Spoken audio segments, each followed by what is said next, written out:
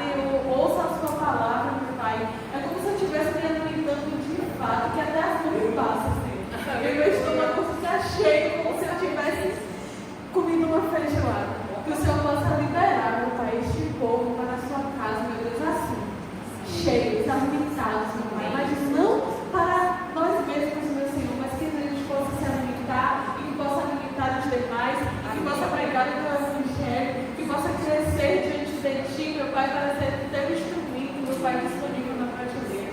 Por isso eu te peço, meu Pai, que o Senhor, meu Deus, tome cada ouvido, cada mente, cada coração, meu Deus, cativa a ti, meu Pai, a tua entendimento, meu Senhor, para ouvir a tua boa palavra, meu Pai, em nome do Senhor Jesus. Desde já, meu Deus, nós repreendemos o lado da semente, meu Pai, e anulamos, meu Pai, todo espírito de confusão, meu Pai, todo espírito, meu Deus, de ausência de aprendizado, meu Deus, nós declaramos falidos na autoridade da nome do Senhor Jesus.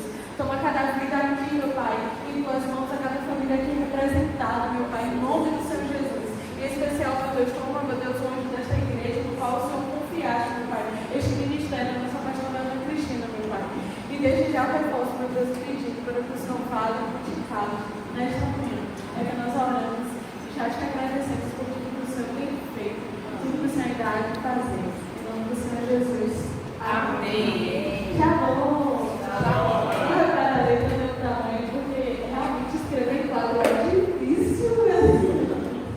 Mas eu peço que os irmãos abram suas Bíblias em Deuteronômio, capítulo 28.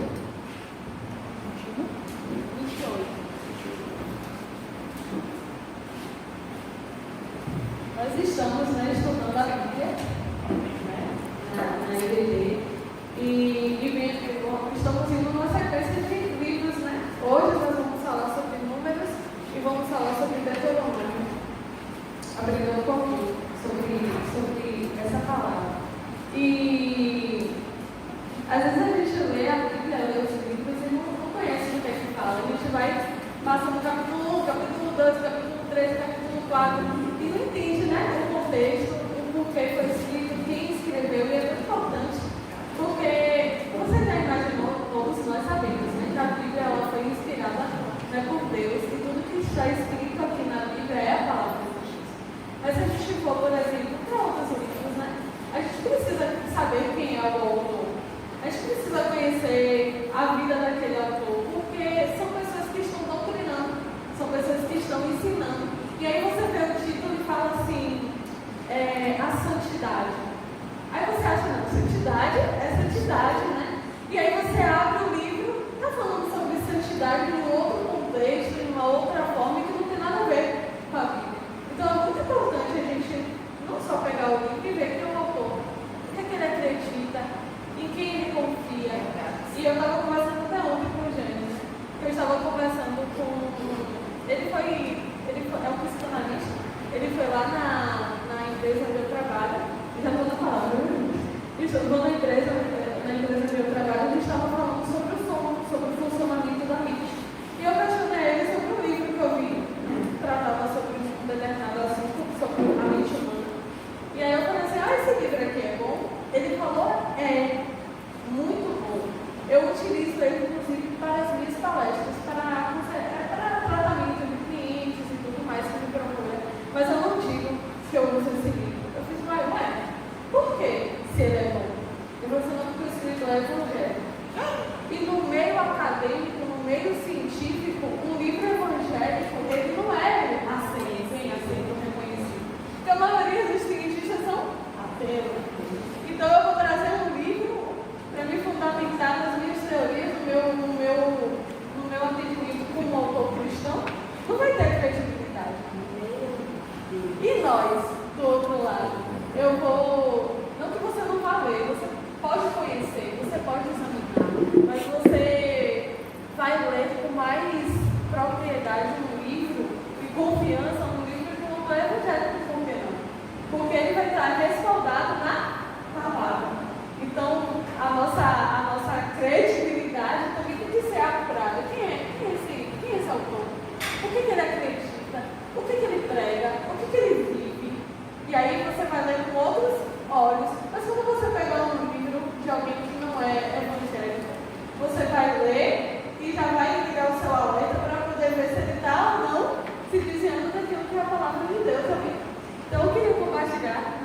de aprendizado, né? Que foi muito importante, que me fez pegar os livros e ver de uma outra forma. E lá em Deuteronômio 28, né?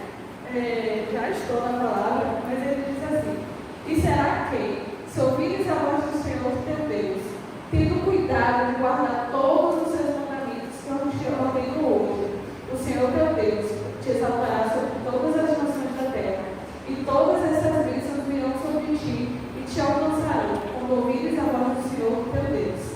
E aí, depois vocês vão ler com calma, o versículo é um capítulo muito lindo, né? De Deuteronômio, parece.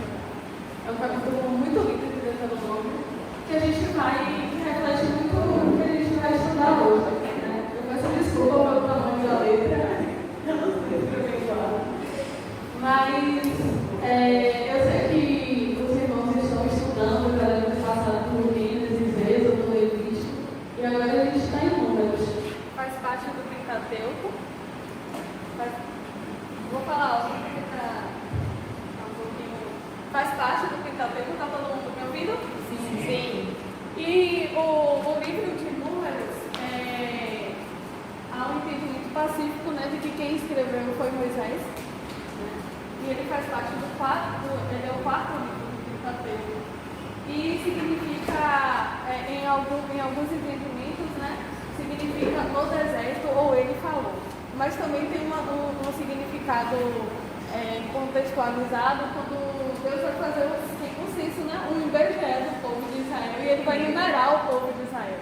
E daí vem o título do livro, Números. Ele foi escrito em um período de 1445 a.C. até 1407, né? Porque ele vai, conforme os anos vai passando, ele vai diminuindo até chegar à data em que Cristo nasceu. Então, por isso que ele foi escrito em 1445 a.C. e foi concluído em 1407, antes de Cristo nascer. Esse livro, basicamente, ele vai falar sobre o paralelo da rebelião de Israel e a fidelidade de Deus. Qual era o contexto desse livro de Números? Era de um povo que havia saído da terra do Egito, liberto por Deus, para uma terra prometida, que a gente conhece, a terra que manda leite e mel. E esse livro ele vai ser dividido, e eu dividi ele em 5 etapas. A primeira etapa é justamente a etapa em que o povo de Israel, que saiu da terra do Egito, ele chega até o Monte Sinai. E se você for observar, o povo de Israel ele vai passar um ano no Monte Sinai, justamente para poder ser legislado por Deus. Não tem que ser legislado, vou explicar. Mas para receber as ordenanças de Deus, para ser organizado agora como um povo que não é mais escravizado, como uma nação nova. E toda nação, ela tem a sua Constituição. Nós temos a Constituição brasileira, não é isso? Quando a gente saiu lá da escravidão dos portugueses, europeus e tudo mais, qual é o primeiro passo para você organizar uma nação? É justamente o que Deus fez. E é interessante, para mim, é muito gostoso ver Números e ver Deuteronômios, porque é justamente de onde eu vejo onde é que o ser humano, onde é que o homem retirou essa questão de constituição, de leis, de mandamentos, de como é que se organiza um povo, como é que se monta uma sociedade. E Deus ele vai dando essa estratégia ao homem, né? E a gente acha, não, o homem com a sabedoria que nada. Foi tudo com base em Números, com base em Deuteronômio, com base nesses livros aqui. Eles pegaram a ideia, a estratégia de como é que monta uma sociedade. E a gente vai ver isso. Deus ele pega um povo que tinha outros costumes, outras ideias, outros mandamentos, outras ordens, outras ideias do que é viver em sociedade, outra ideia do que é certo, do que é errado. Deus pega todo este povo e diz assim, olha, agora você é minha nação, você é o meu povo, e eu preciso organizar vocês aqui. Eu preciso trazer uma nova lei, uma nova legislação, uma nova constituição, um novo mandamento para que vocês possam seguir. Imagine em um condomínio, todo condomínio novo tem uma assembleia para decidir quem são o financeiro, o contábil, quantos moradores tem, quantas torres tem, quantos apartamentos tem, o que pode, o que não pode. E normalmente, né, quando eu comprei um apartamento, o Janiele comprou também, e outros irmãos que porventura têm morado em condomínio, logo no começo, quando se inaugura, é muita dificuldade. Por quê? É gente que morava em rua com casas e que era permitido o som até 11, 12, 3, 1 hora, 2 da manhã. É gente que morava em cima do pai e aí está acostumado a pisar assim. É gente que tinha quintal, com cachorro, com periquito, com papagaio, o cachorro late, o gato mia, e a criança correndo, e arrastando mesa, batendo um prego na parede. E aí, meu irmão, como é que fica? É tantos costumes diferentes, é complicado. Eu estava falando para a sala. A gente morava em frente, a gente tinha outra vizinha. E aí eles se mudaram e chegou outra. E ela, desacostumada das coisas, os meninos correndo 11 horas da noite. E aí o vizinho falou assim: oi, tudo bom? Não é por nada não. Uma hora embaixo eu queria dormir. E a gente ouvindo, falou assim: meu Deus, né? Eu também tive tanta dificuldade, irmãos, porque 3 horas da manhã o vizinho de baixo estava no karaokê. Mandei uma mensagem para ele e disse assim: olha, no outro dia eu trabalho e eu não estou conseguindo dormir porque você está no karaokê. Ele dá para ouvir? Eu disse: com certeza. Com certeza. Então por que eu estou contando isso tudo? Porque são vários costumes diferentes e que agora estão se reunindo tudo no mesmo condomínio, tudo no mesmo prédio. A gente tem que acalmar esse povo. A gente precisa botar regras.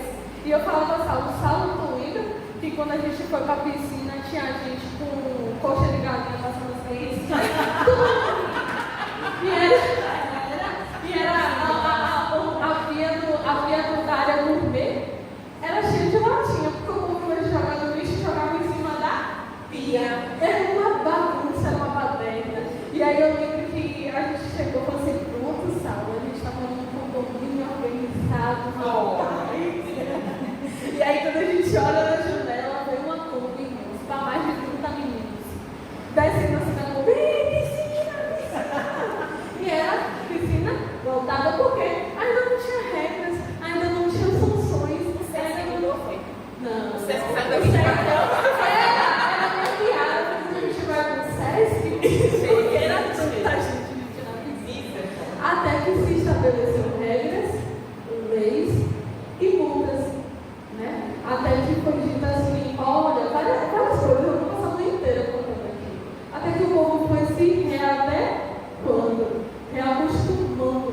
Foi preciso multa? Foi preciso disciplina? Foi também. E aos poucos as coisas foram se adequando. Hoje não tem som alto depois das 10. Né? Uma vez ou outra acontece. Né? Hoje não tem menino, gente com comida na piscina, nem já vem fazendo a pia de lixo. Mas por mais óbvio que seja, né, Tati? É óbvio que não deve jogar latinha que você vê na pia, se joga no lixo. Mas às vezes as pessoas precisam ter isso escrito, isso determinado. E é isso que Deus vai fazer. Ele vai pegar um povo que estava com outras regras, com outros costumes, com outros ideais e vai dizer assim: epa, vem cá, deixa eu organizar isso daqui. E a primeira coisa que ele vai fazer é numerar e organizar o povo. Né? E aí é o que hoje a gente também chama um órgão, vamos dizer assim, que vai fazer isso é justamente o IBGE. Ele vai lá, vai saber quantas pessoas moram, e aí eu vou contar mais uma história para vocês terem noção. A moça do IBGE me parou e falou assim: você sente dificuldade de ônibus? Aí eu parei e pensei: não, eu tenho carro.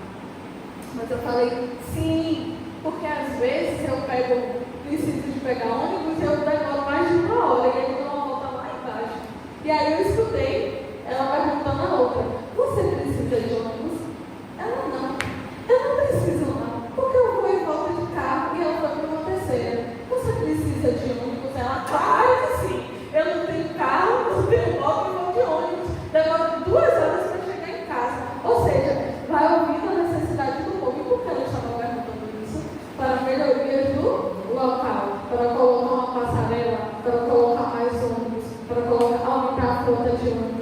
sentir a necessidade do povo. E é isso que Deus faz. Ele vai numerar o povo e vai organizar o povo. Inclusive, estrategicamente, para segurança. Por que se faz um boletim de ocorrência? Porque os policiais vão, vão avaliar qual é a necessidade da região. Vai colocar mais patrulhamento. Olha, está tendo muito roubo de celular. Vamos colocar uma patrulha? Está tendo muito assalto de ônibus. Vamos colocar um blitz. Oi? Uma blitz? Está tendo muito acidente com pessoas alcoolizadas. Vamos fazer uma blitz aqui para poder reduzir, para poder organizar esse povo. E é isso que Deus vai fazer. E como estratégia, aqui é uma cruz, tá? Mas eu comecei por aqui, depois eu vou colocar, mas seria uma cruz. Uma cruz. E aqui Deus vai colocar justamente o tabernáculo. Por que Deus vai colocar o tabernáculo no centro? Se você for observar, normalmente, as prefeituras, o judiciário, em tese, ele fica no centro. Para que todo mundo possa chegar com facilidade. Porque, antigamente, e a prefeitura hoje ainda é lá no Pelourinho, né? Mas muitas estruturas de órgãos administrativos e auxiliares da prefeitura, do governo, tudo era próximo ali ao comércio, porque era o grande centro da cidade, né? Muitas coisas aconteciam. Hoje não, hoje está se migrando para Paralela, para Pituba, mas antigamente era tudo no comércio, porque tudo funcionava ali. Então Deus vai colocar um centro de referência para o povo justamente aqui, no tabernáculo. E é dessa ideia de onde eles retiram essa necessidade da pessoa que dá referência da sociedade no centro. Por isso que existe o centro. Qual é o centro da cidade? Qual é o centro justamente por isso, onde é o ponto de referência? Onde é que tem toda a estrutura da cidade? No centro. E Deus vai colocar o tabernáculo no centro e vai organizar o seu povo dessa forma. Judá vai ficar aqui na frente, e aqui em volta do tabernáculo vai ter os levitas e vai ter o sacerdote. E você vai ver que em muitas passagens e números vai falar sobre a fumaça que representava a presença de Deus. E quando essa fumaça ela saía do tabernáculo e ela indicava um ponto, era o povo entendendo que era hora de desarmar as estacas e seguir aquele que legislava, aquele que presidia, aquela referência para toda a sociedade estava ali designando para o povo. Então o povo, quando via a fumaça, né, que era a presença do Senhor, indo para outra região, eles iam acompanhando, iam peregrinando juntamente com essa presença de Deus. E é justamente isso que acontece. Em Números você vai ver um povo que vai conhecer da lei, vai conhecer do que pode e do que não pode, vai conhecer a fidelidade de Deus, a promessa de Deus. É como se Deus falasse assim, fosse um político que falasse assim: olha, os meus planos sobre esta nação é dar uma terra que mana leite e mel. Assim como o presidente fala, olha, o meu plano é melhorar a educação, é melhorar a saúde, etc. Era isso que Deus fez aqui, quando reuniu o povo. Eu vou lhe dar uma terra que mana leite e mel, eu vou organizar vocês e vou conduzir vocês a essa terra. Então, em determinado momento, lá, aqui a gente está falando do primeiro capítulo ao 10º, até a parte A, que é justamente isso que está acontecendo com o povo naquele momento. E aí, a partir do versículo 10, parte B, vai ser a viagem justamente de peregrinação do povo de Israel. E a gente vai ver que o povo começa a murmurar, começa a reclamar. Por quê? Porque eles não estavam satisfeitos de como era construído, como foi determinado por Deus. Todas essas leis, todas essas regras, todos esses ordenamentos jurídicos do povo de Israel. Né? E aí, no capítulo 13 a 19, quando vocês forem ler, né, vocês vão entender que nessa parte aí é a parte em que o povo já está no deserto de Pará. E o povo ele sente essa necessidade de voltar para a terra do Egito. E se vocês forem verificar nesse momento aqui, Deus nunca desamparou o povo. Deus nunca deixou o povo necessitado. A cidade estava organizada. Mas o povo ele queria um outro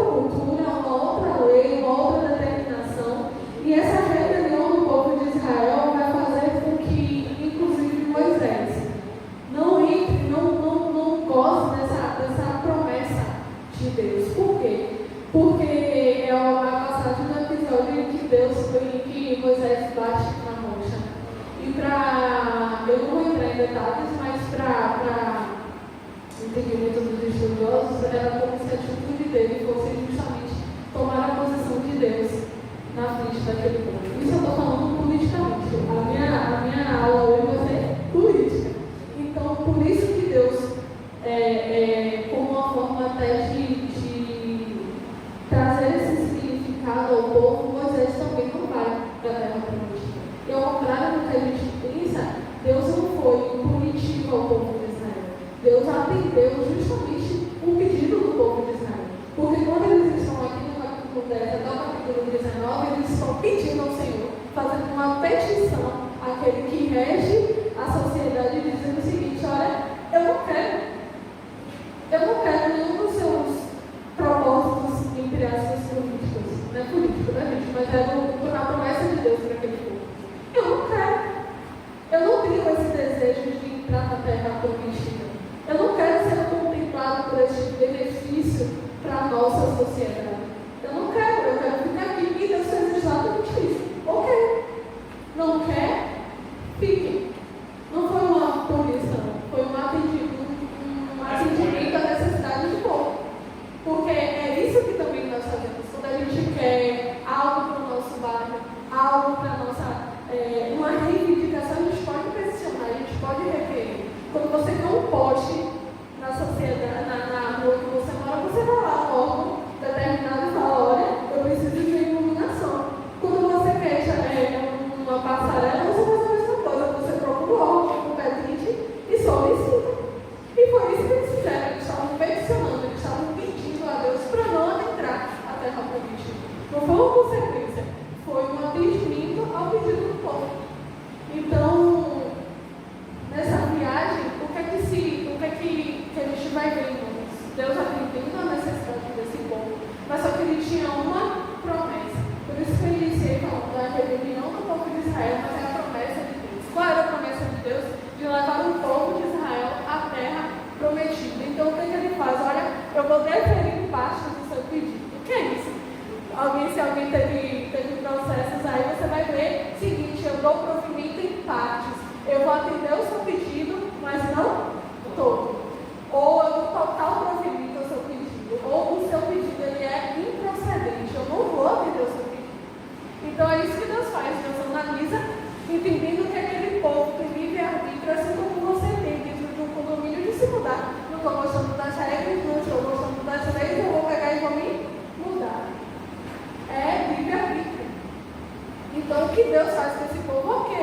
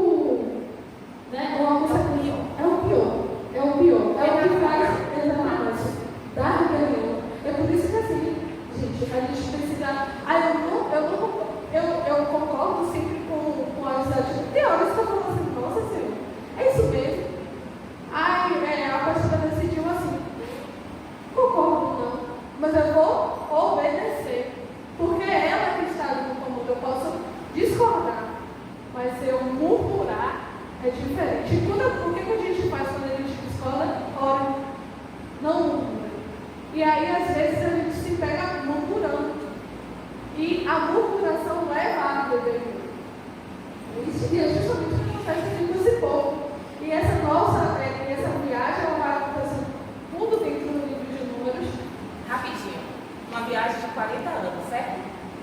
Que era para ser feita em 14 dias. E por que foi feita em 40 anos? Por causa dessa murmuração, por causa dessa não aceitação, por causa de não se submeter. E muitas vezes nós, porque isso se repete, né? Infelizmente isso se repete aos longos dos tempos. Instituição onde você trabalha, numa instituição evangélica, né, da igreja, qualquer dentro da família, e aí isso impede que o povo avance, impede que eu avance quando eu não me submeto. Quando ela fala isso, porque já houve isso, né? De situações, e já houve comigo, o pastor Sofonico, quando nós estávamos lá, no início, ali na sede, que via determinações, e ela dizia, aí Sofonico chegava em casa e dizia, filho, minha filha, e agora? Isso, ó, não vamos verbalizar. Pensa aí e coloca o que tem. Não, e vamos nos submeter. Vamos obedecer. Se tiver errado, é por ele Deus. Se tiver certo, é com nós. E Deus. Porque quando a gente se submete, a gente também recebe essas bênçãos.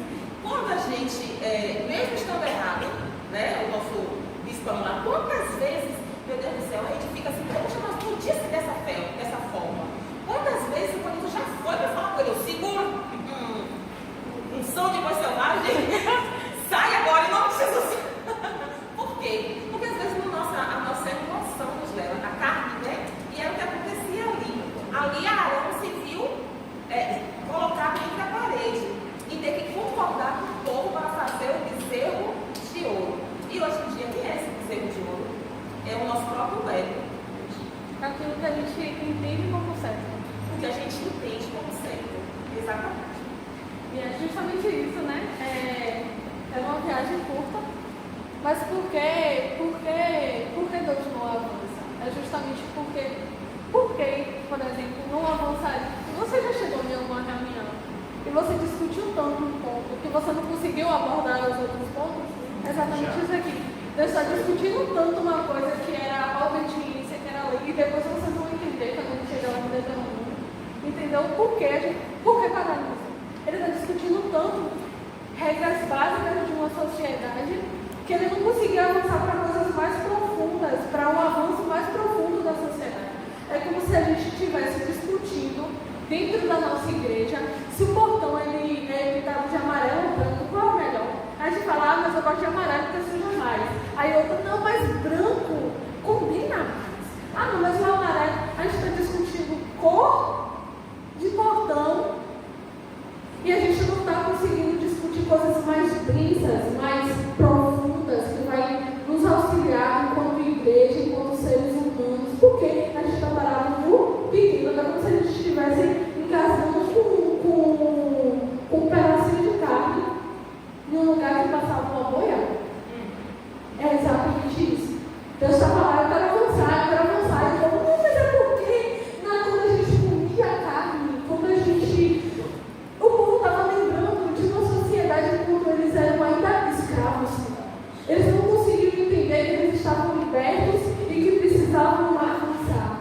Eles estavam discutindo pormenores, então não tinham como pegar este povo e avançar em 14 dias para a terra prometida. Deus estava esperando o povo entrar na regra, entender o ordenamento, entender a estrutura de uma sociedade para jogar essas pessoas, para inserir essas pessoas na terra prometida. E é isso que vai se terminar no livro de Números, justamente no episódio de Balaão, que foi um sinal fortíssimo para o povo, porque ele queria amaldiçoar, e ele Balaão fala, eu não posso amaldiçoar o povo que é abençoado, eles têm a fidelidade de Deus. Era um sinal claro de que aquele que estava conduzindo o povo, a autoridade maior, como se fosse presidente na nossa cabeça, ele estava certo, ele estava caminhando para o lugar certo, mas aquele povo estava preso em coisas pequenas, em critérios pequenos, em desejos supérfluos, em melhorias pequenas, todos voltados para o seu ego. Aquele povo ele não tinha na mente dele ainda um senso coletivo, estava todo mundo pensando naquilo que lhe agradava no mundo. Mas não é assim que se constitui uma sociedade. E aí você vai ver que Moisés manda 12 pessoas, são 12 espias na verdade, para poder verificar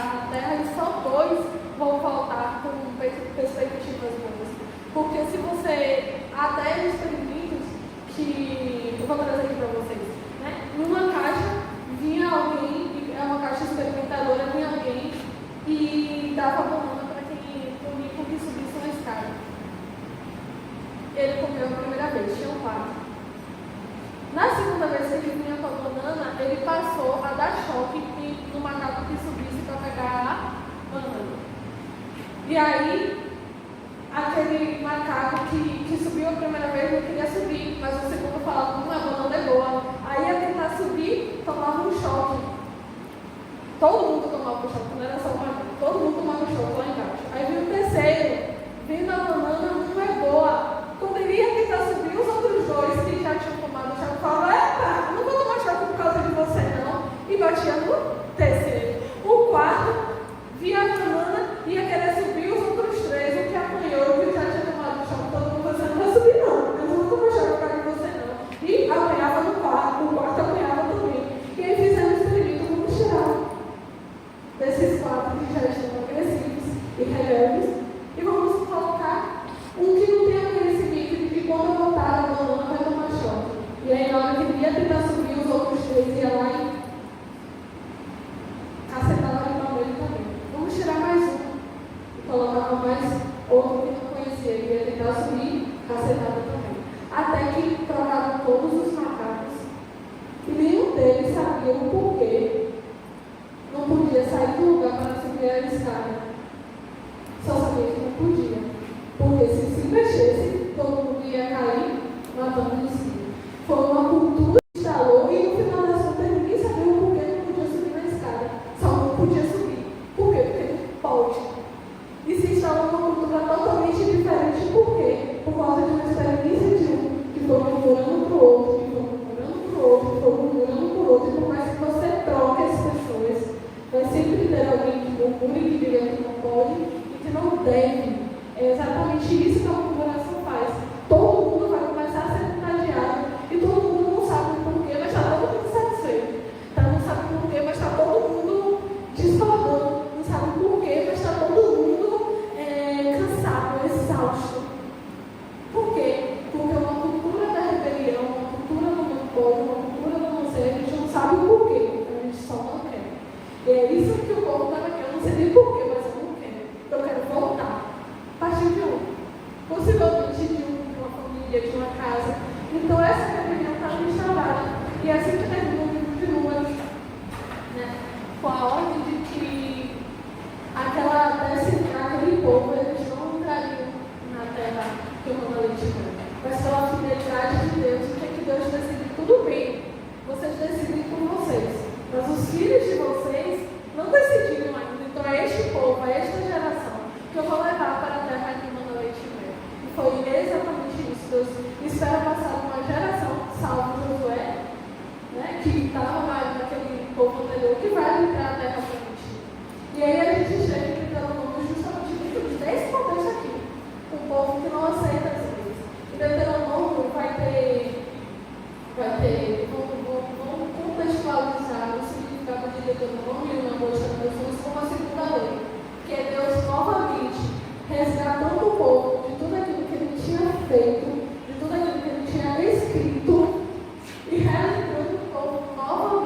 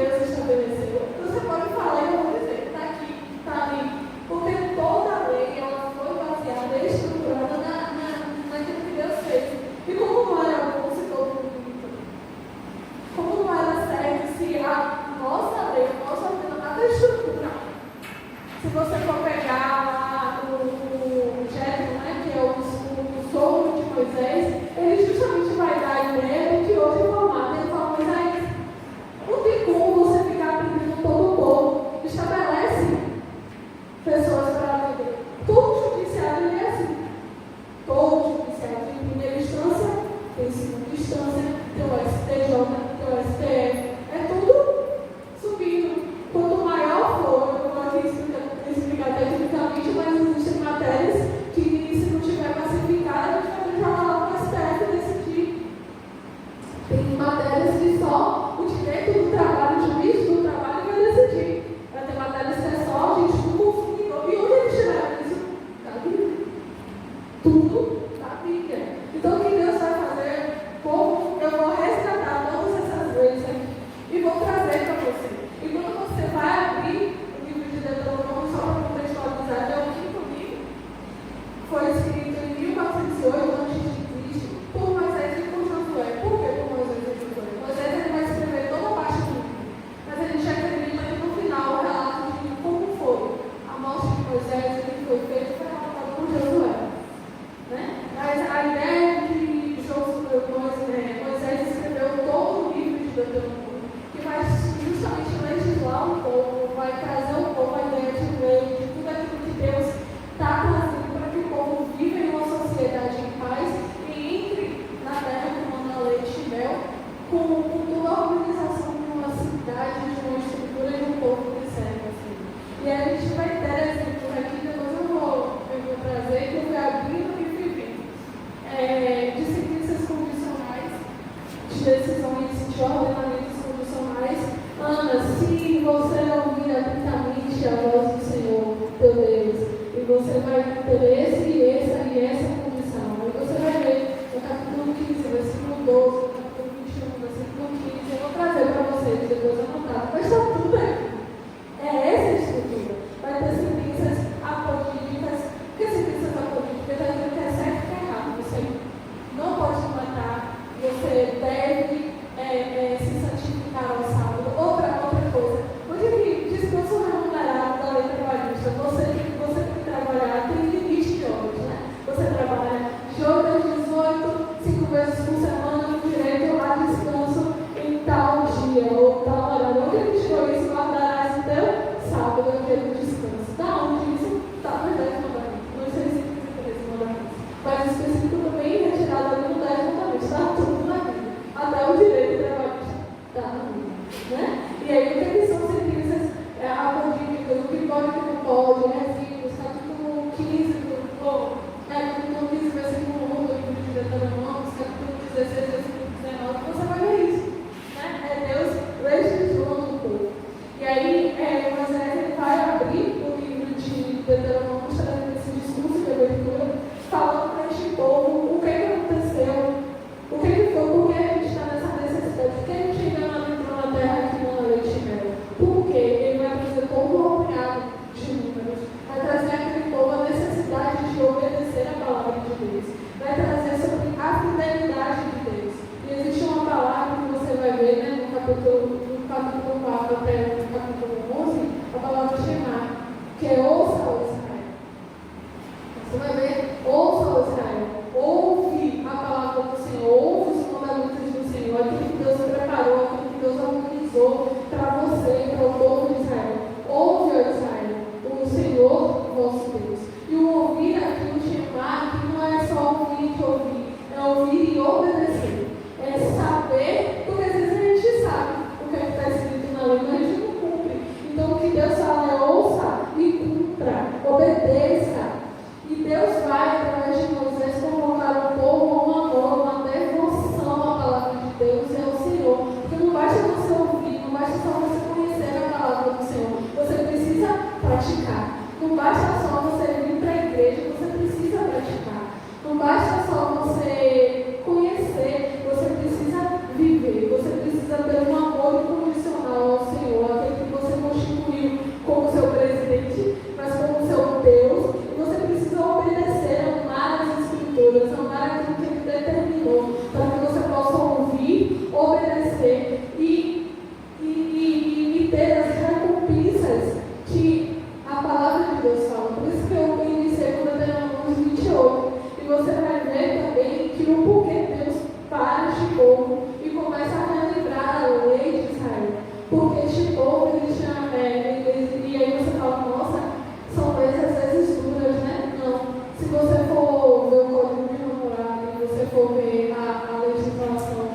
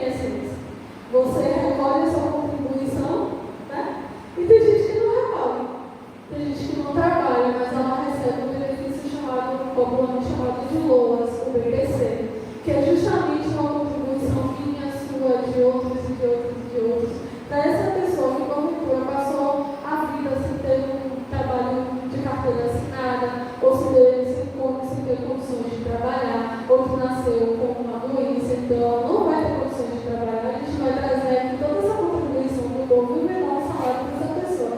Onde a gente tirar isso? Da palavra.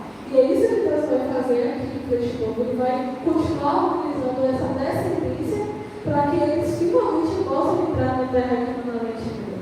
E aí uma terceira etapa é justamente o discurso final de Moisés. Então o livro de Deuteronômio é uma mistura de legislar com o clamor de Moisés para que esse povo obedeça com amor, ouvir, obedecer com amor, com devoção à palavra do Senhor e possa entrar na terra que finalmente veio.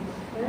E a gente vai perceber nos discursos de Moisés que, apesar dele desejar, ele anseiar que o povo cumpra tudo aquilo que Deus ordenou, ele sabia que o povo não ia permanecer nesse caminho do Senhor, iria se desviar. Em vários momentos da palavra ele fala, olha, mas quando este povo estiver no exílio, quando eles saírem da terra novamente, porque isso vai acontecer, lembra dos fundamentos, lembra da palavra do Senhor, lembra daquilo que Deus ordenou para que vocês possam novamente voltar na terra que humanamente é. Então, por isso que a palavra de Moisés, por isso que os mandamentos, né, tudo aquilo que Moisés escreveu, ele é muito lembrado. Você vai ver referências de Moisés durante todo o escrito de Deuteronômio, durante todo o período, né, da peregrinação do povo de Israel. No Novo Testamento você vai ver mais de 100 vezes os escritos de Deuteronômio. Jesus vai falar sobre Deuteronômio na passagem sobre as leis, na passagem que ele é confrontado com Satanás no deserto. Quando Deus, em outros episódios, Deus vai mencionar aquilo que está escrito aqui em Deuteronômio. Então, Deuteronômio é um livro extremamente importante para as nossas vidas.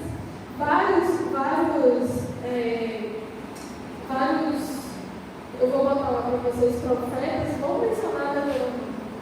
É uma referência por longos anos e continua sendo uma referência para as nossas vidas. Então, o meu objetivo aqui não é falar pontualmente, é instigar vocês a lerem Deuteronômio e Números com outros olhos. Porque muitas das vezes a gente está aqui sobre uma lei, sobre uma ordem, não uma lei, mas um comando, sobre um discurso sobre a palavra de Deus, mas às vezes a gente está rebelde, a gente está discutindo pormenores e a gente não avança. E o que é que Números e Deuteronômio vai nos ensinar? Justamente isso. A gente precisa se apegar ao que está na palavra para a gente poder avançar. Ah, mas se eu não concordar, é aquilo que a pastora falou, é orar. É orar para que Deus direcione quem está ali no comando na frente. Se você for observar, Moisés não entrou na terra prometida muito pela contribuição do povo. O povo chegou a um ponto tão, como é que eu falo?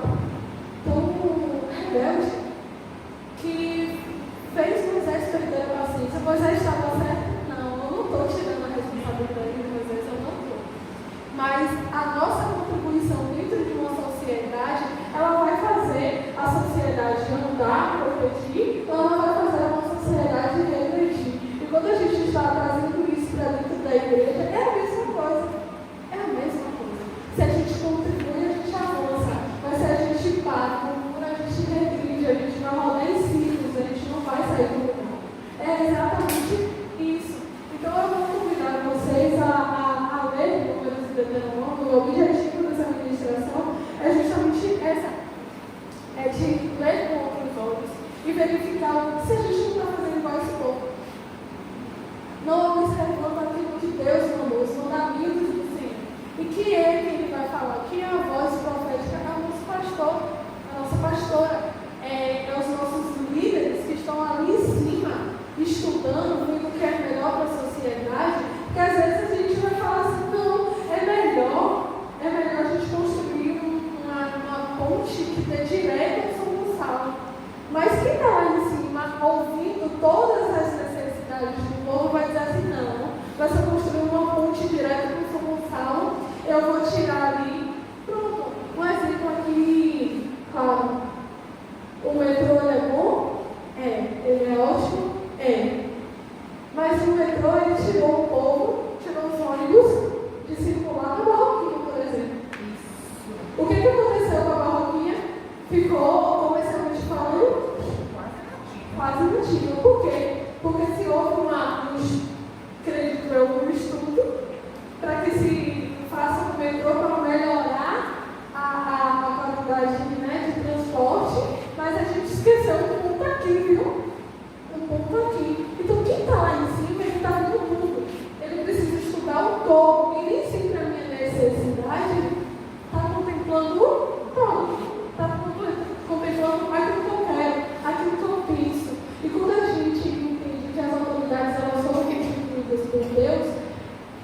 gente traz aqui a figura da nossa pastora como alguém que Deus vai falar, dar o comando. Ah, Tati, mas a gente tem livre acesso. Tem mesmo, por isso mesmo que você pode orar. Por isso mesmo que você tem essa autoridade em Deus para orar. Para que as coisas mudem, para que as coisas sigam, conforme aquilo que Deus determinou.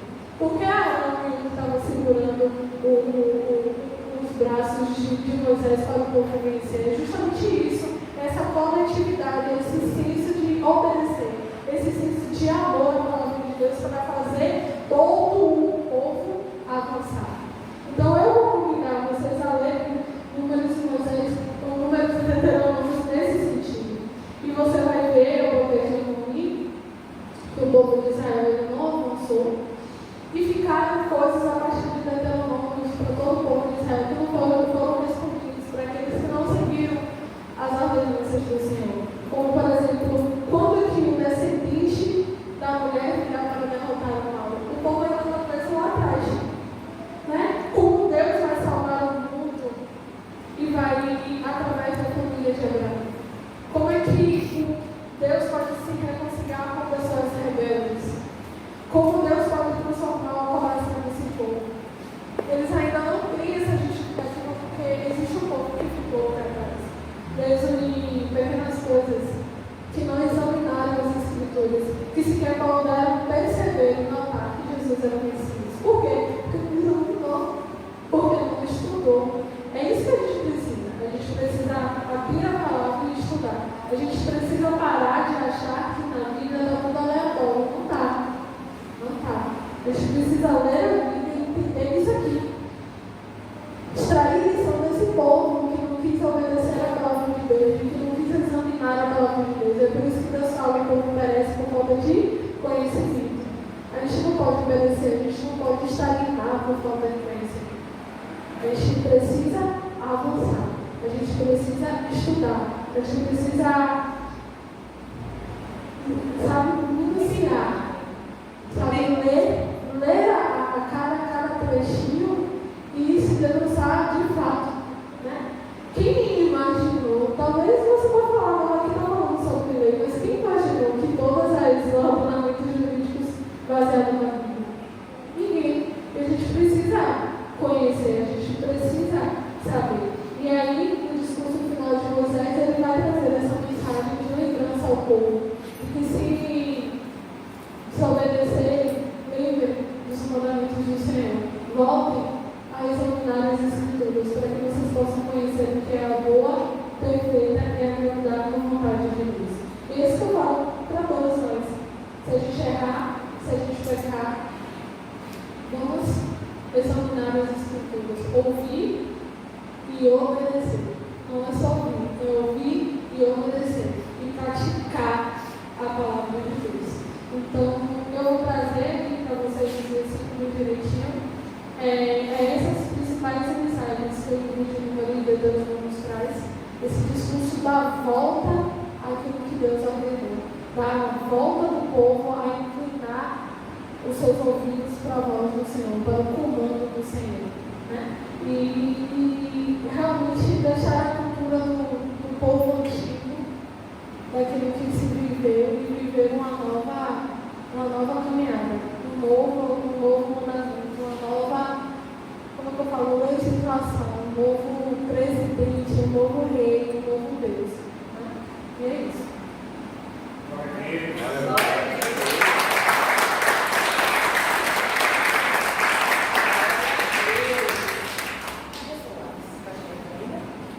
Aleluia. Eu fico ali só maravilhada, Quando o Senhor falou comigo, eu ainda estava achando que não era Ele que estava falando comigo, sobre estrutura da Bíblia, para trazer para EBD. E até então eu dizia assim, olha, Deus vai ministrar no coração de vocês, o que vocês vão ministrar? Não era assim? Durante a EBD. E foi vindo os temas, um atrás do outro, e um seguindo o outro. E aí, nessa nova jornada, o Senhor falou comigo. E eu ainda não estava entendendo que era Ele que estava falando comigo, porque tudo a gente pensa que somos nós, E aí eu disse, será que eu boto mesmo isso? Faço ou não faço? Sobre falar na EBD, sobre estrutura da Bíblia, e falar como uma escola, Aí eu lancei isso para aqueles que me ajudam, na ministração da palavra, e eu disse, e aí como é que vai ser? Eu disse, a gente vai fazer um sorteio. Porque até isso eu fiquei, vocês vão dividir quem vai falar sobre o quê? Eu disse, não, eu vou fazer um sorteio, para que seja democrático, né? Não vai ser eu que vai escolher quem vai falar o quê. A senhora recebeu seu envelopinho, a senhora não pôde vir, tinha feito um procedimento cirúrgico. Tati também não pôde vir, tinha feito, não, você não pôde vir, que estava estudando. E aí, teve outra pessoa também que não pôde vir. Acho que estava aqui com você, não foi, Ed? Você, Juan, Azevedo, pronto. Aí a gente fez esse sorteio. E eu confesso a vocês, que se eu tivesse escolhido, não teria saído isso aqui. Nem o que saiu a semana passada, nem o que saiu na primeira semana. Por quê? Porque Deus é que escolheu. E quando eu peguei os envelopes, né, a gente foi sorteando, cada um pegando o seu, aí eu pegava um e disse, esse é desse envelope aqui, esse é desse envelope aqui e esse é desse envelope aqui. Porque a gente colocou nome em 3 envelopes, Tati, Djavan e a evangelista presbítera Célia, e foi colocando, né? Aí depois a gente abriu, cada um separadamente. Diana também estava aqui, Diana e Jackson. A gente abria, qual é o nome? Aí eu anotava qual era o tema de fulano, de ciclano, né? E se tivesse sido eu, não ia ser assim. Porque caiu justamente na mulher que tem os direitos, na mulher que vai ser juíza, na mulher que tem isso aqui na cabeça. Por quê? Porque estudou sobre isso, né? E trouxe destrinchado. Se fosse eu que estivesse dando esse EBD de hoje, não teria sido assim, eu de vocês. Por quê? Porque eu ia transcrever aquilo que eu estava vendo na Bíblia. Mas ela foi além, por quê? Por causa do conhecimento de base que ela já tem como advogada, né? E quem sabia disso? O próprio Deus. E trouxe esse alimento mastigado para a gente, que não nos impede de chegar em casa e pegar o livro, Deuteronômio e Números, e ler novamente, né? E eu tenho falado já há alguns 3 meses sobre uma palavra. Será que vai?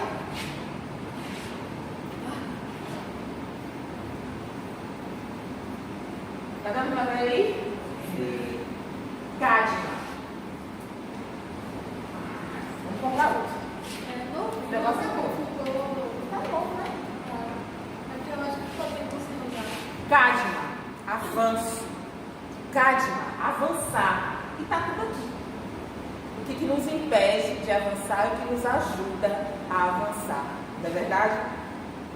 Eu estou sem palavras, porque essa aula de hoje, sinceramente, foi proposital números, não foi? Foi proposital números e Deuteronômio para mim. Eu disse, então, o propósito dele, não meu, porque eu não escolhi nada. Eu não escolho nada, eu só obedeço. E por isso que nós precisamos avançar.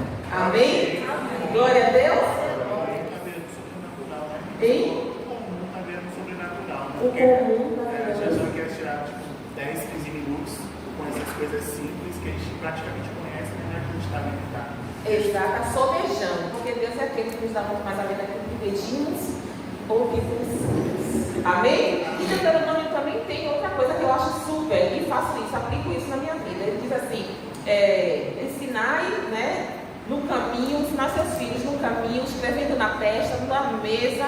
Como é isso? Como é ensinar no caminho, sentado na mesa? Aí eu fiquei, né, na época que eu li, quando eu li isso, eu disse assim, como? Escrever na testa? Eu vou escrever na testa das pessoas? E aí uma vez, Dayana Azevedo foi dormir lá em casa, né, porque eu estava no hospital. E ela saiu espalhando papeizinhos com versículo na minha cama, no meu quarto, no meu banheiro. E aí, todo mundo que eu ia, quando eu cheguei em casa, estava lá um monte de versículos, né? E eu disse, nossa. E aí o Senhor fez assim, isso é escrever na testa, coloca na altura da sua testa, que quando você passar, você já vai, se batendo ali com a palavra de Deus. Num lugar onde sua visão alcance e seja imediata. E você olha no espelho, uau, como é bom. Você está ali, muitas vezes, aquele dia que você acordou daquele jeito, homem ou mulher, se achando quen. E aí você olha, Você é linda, viu? Você é lindo, viu? Por quê? Porque é a palavra do Senhor que ministra no seu coração. E se escrever na testa, botar, isso é uma versão minha, tá? Está em Atos 29, de Ana Cristina. Você bota na altura da sua altura, onde você está ali, abre o guarda-roupa, está lá. Você vai, abre a porta, está lá, está lá, está lá. Vai na geladeira, bota lá na altura da sua visão. Né? No caminho, está levando a criança para a escola, foi passear com o marido, foi fazer o mercado. No caminho a gente está aprendendo. Sentado à mesa, a gente está aprendendo. Né? Está em Deuteronômio. Está em Deuteronômio também. Todos os ensinamentos das nossas vidas. Amém? Vamos ter mais de fé. Hein?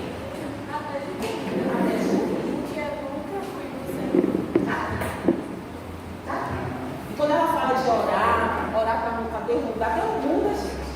Deus muda o coração. Deus mudou o coração de Faraó, endureceu, depois quebrantou. Deus mudou o coração de Ciro. Quem era Ciro? Deus mudou o coração do rei de Nínive. Quem era aquele homem? E Jonas ficou chateado. E a gente também fica assim. Quando Deus muda, vai lá, faz aquilo que não é da sua vontade. Você foi, você achou que estava errado. Aí você foi e orou. Aí Deus foi lá e fez o contrário do que você orou. Porque você está achando que a sua concepção é que é a correta. Mas Deus foi lá e mudou. Por quê? O rei de Nínive orou, jejuou, até o galo jejuou, os animais jejuaram, todo mundo sem comer. Eu já botei meus dólares para jejuar, ficou um dia sem comida, deu dó, mas eu deixei. Não vai jejuar todo mundo aqui, sacrifício. E Deus fez o quê? Mudou o coração daquele rei, que ele fez aquilo tudo, e Deus mudou a sentença. E Jonas ficou de birra. E Jonas ficou de birra, porque Deus mudou a sentença.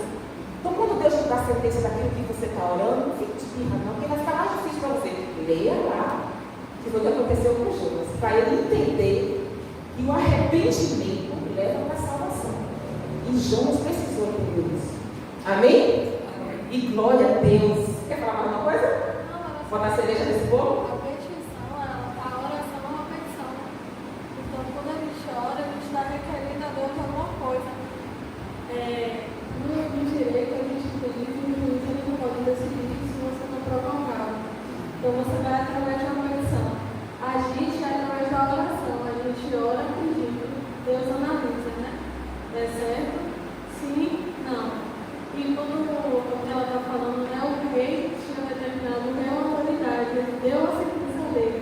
Mas aí a gente recorreu, a gente orou e foi até o Senhor, que está sobre o rei, né, que deu uma determinação que vem de baixo para cima, né? Quando a gente fala de recurso, por mais que o juiz, que tem também autoridade, já decidiu alguma coisa, quando o desembargador, alguém que é de uma autoridade maior, decide, é o que a gente fala de reformar a sentença. É modificar a decisão. Então, o rei, alguém decidiu, o pastor decidiu alguma coisa, mas aí a gente vai recorrer em oração, em petição. Aí nosso recurso sobe até a Deus, Deus julga e manda ela cumprir. É basicamente assim. Exatamente. Ainda que eu não queira, ele vai ter que fazer isso. Tem que fazer. Ou ele vai falar assim, não, eu confio, porque Ana falou. Então, compra assim o que ela falou. Funciona basicamente assim. Eu fico imaginando, sabe o quê? É Moisés dizendo assim para o povo: mate o cordeiro, pinche a porta de sangue. Aí eu lá, esse sangue está apodrecendo na minha porta, vai ficar uma fedentina. Eu amo a Cristina, tá? Porque eu não gosto de sangue, eu não gosto de tratar fígado. Horrível, eu tratava vazio. Hoje eu não faço fígado em casa, por quê? Porque eu não gosto. Imagina que tá Então eu lá, naquele tempo, eu não ia pinchar a porta, né? Ou ia, não sei, tá bem que eu não estava lá. Você entende? Ou eu ia orar para dizer, poxa, não podia ser água não, como eu fiz aqui, né? Mas o povo ia obedecer. Exatamente. Não podia ser água, Jesus. Aí o próprio Deus faz assim, lá em Isaías: vem cá, entre comigo em juízo, me apresente as tuas razões, para que eu possa te justificar. Está escrito. E Deus é esse Deus que faz isso, que tem essa compaixão de nós. Ele nos dá estratégias, tá bom? Quer compreender? Então vamos entrar junto comigo em juízo. Me diga agora as tuas razões para que eu possa te justificar. Esse é o nosso Deus. está lá no trono. Sim, ele está lá no trono, mas ele também está aqui, pertinho de mim e de você. E a Bíblia diz assim, ele se inclina para ouvir os pequeninos dele. Diga, eu sou pequenina do Senhor, eu sou pequenina do Senhor. Amém? Que a graça de nosso Senhor Jesus Cristo e o amor de Deus e as consolações do doce, amado Espírito Santo esteja com todos vocês em nome de Jesus. E acredite? Amém. Kátima, vamos avançar. Essa é a palavra de ordem. Aleluia. Palavra aqui. Vamos para nossas casas, nossa palavra, nossa mente, nosso entendimento. Glória a Deus. Vamos alegrar. Tá ansioso porque você